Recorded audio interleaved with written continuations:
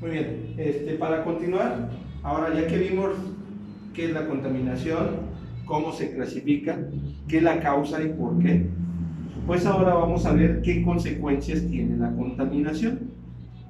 Antes de continuar, hace unos minutitos yo les había escrito por ahí la palabra herbicida, pero bueno, vamos a hacer una corrección. Herbicida no es con V, discúlpenme. Herbicida se escribe con B, porque viene de hierba, y hierba se escribe con B. Entonces nada, para que tengamos esta corrección. Bueno, después de hacer esta corrección, vamos a ver qué consecuencias tiene la contaminación. Una de las consecuencias más grandes o que más suena, pues es el calentamiento global.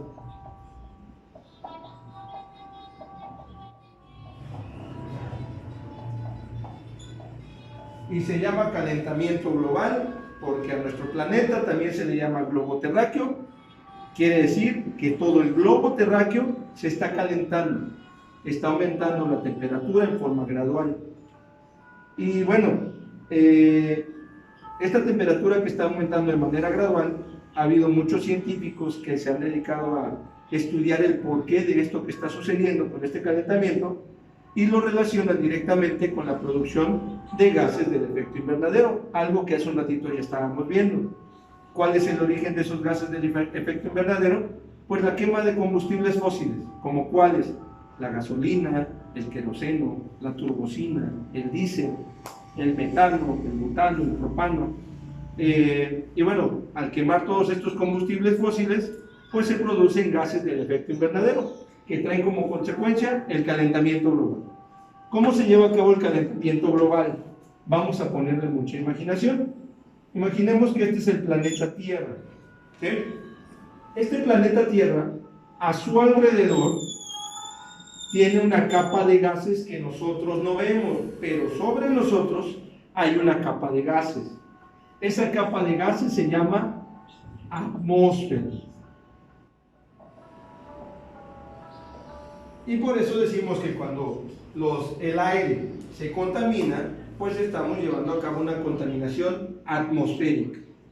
La atmósfera normalmente tiene que estar formada por nitrógeno, oxígeno y una serie de gases.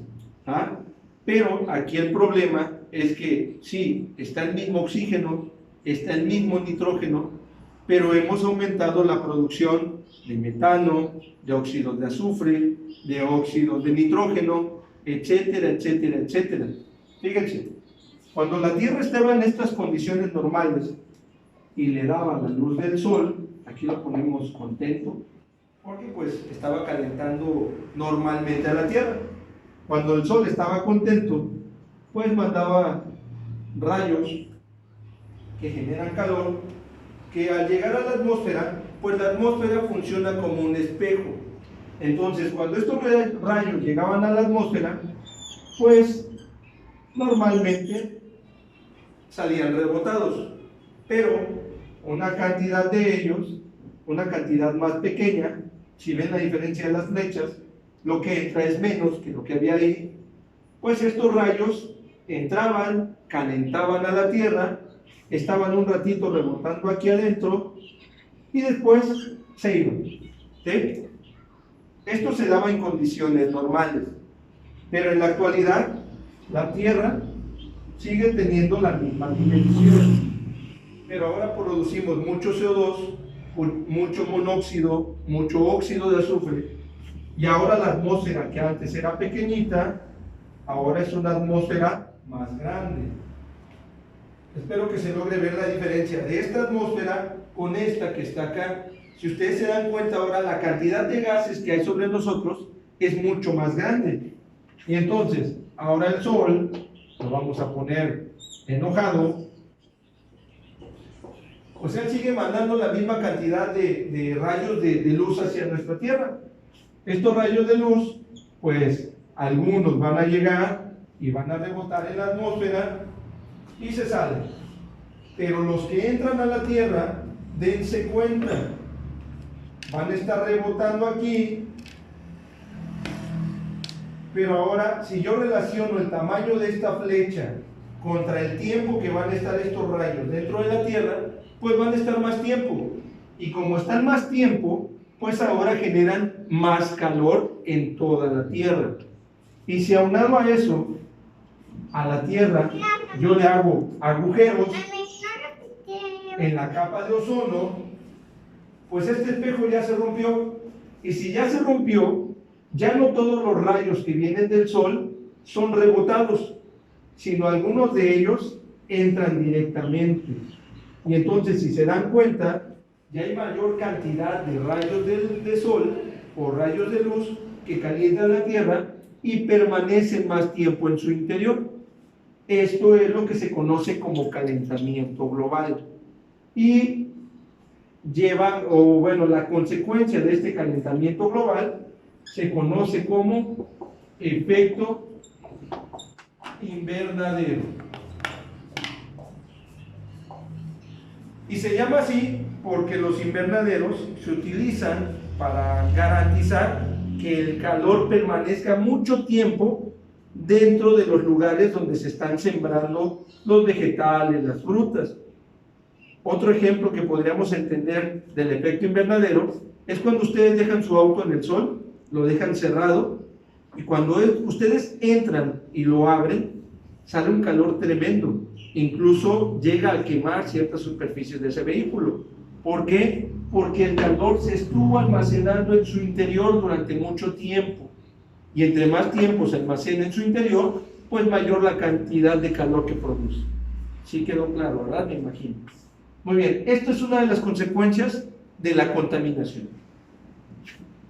Otra consecuencia que tiene la contaminación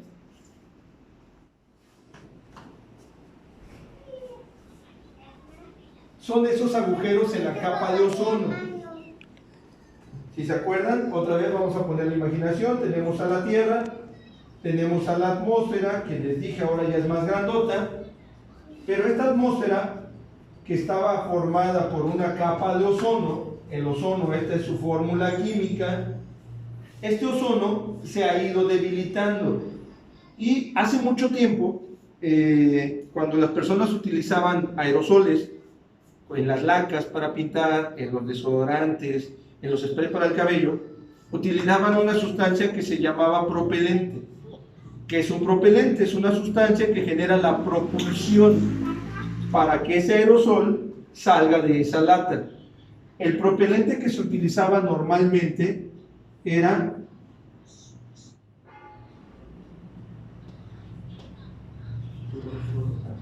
estos.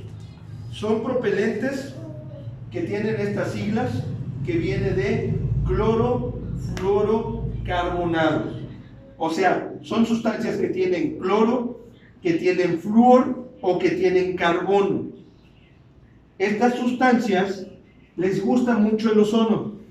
Entonces, cuando el propelente se utilizaba, estos clorofluorocarbonados se liberaban a la atmósfera, se enamoraban de un ozono y lo quitaban de esa capa. Y subía otro poquito y lo eliminaba de esa capa. Y subía otro poquito y lo quitaba de esa capa. Entonces, al estar utilizando estos, pues nosotros estábamos generando que la capa de ozono se fuera degradando. Todo tiene que ver con reacciones químicas. Con este se gustaban, hacían una reacción química y terminaban debilitando la capa de ozono. Muy bien. ¿Qué más tiene que ver con el debilitamiento de la capa de ozono? Pues ustedes saben, en nuestro planeta Tierra mandamos naves. Y estas naves pues tienen que salir del espacio atmosférico. Y entonces también están generando hoyos en esa capa de ozono. Por eso es que la radiación solar entra cada vez con mayor intensidad. Si ustedes les preguntan a sus abuelos, si alguien tiene un bisabuelo y le pregunta, oye abuelito, ¿utilizabas un protector solar? Pues ellos les van a decir que no, que esto es algo que está de moda. Y sí es cierto, hace mucho tiempo no se utilizaban. ¿Pero por qué? Porque la radiación del sol no tenía la intensidad que en la actualidad tiene. ¿Y por qué ahora tiene esa intensidad? Por estos agujeros en la capa de ozono. ¿Ok? Bueno, otra consecuencia de la contaminación, préstame este borrador. Gracias. Otra consecuencia de la contaminación se conoce como lluvia ácida. Pues, ¿qué es esto de la lluvia ácida? Bueno, ustedes saben que cuando llueve, lo que cae es agua. Normalmente así sucede, pero gracias a la contaminación atmosférica, pues ustedes saben que se libera óxido de azufre, óxido de nitrógeno, algunos óxidos del carbono. Pues estas tres sustancias se juntan con el agua, y al juntarse con el agua, en lugar de caer como agua pura, pues va a caer como ácido nítrico, como ácido sulfúrico, como ácido sulfídrico, como ácido nitrhídrico, en fin. Entonces, de esta manera se produce la lluvia ácida. Acuérdense, normalmente debe caer esto, pero cuando esto está cayendo y se encuentra con estos gases, reaccionan para convertirse en esto. Este es el origen de la lluvia ácida. Y bueno, ¿qué sucede con la lluvia ácida? Cuando la tierra se acidifica, las plantas no crecen.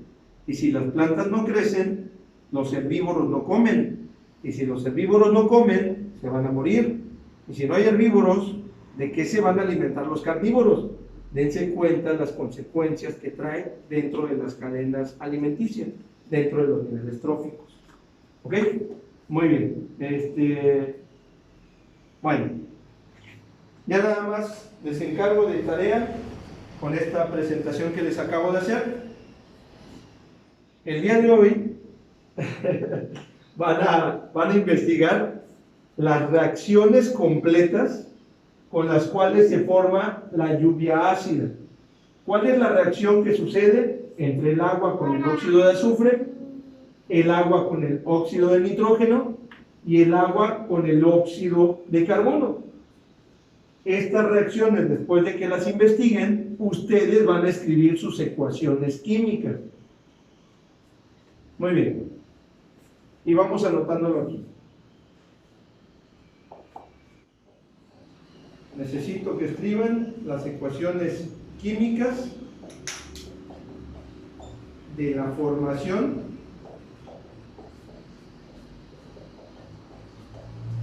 de la lluvia ácida. Esta es una tarea. Y la otra tarea que tienen, van a ver el documental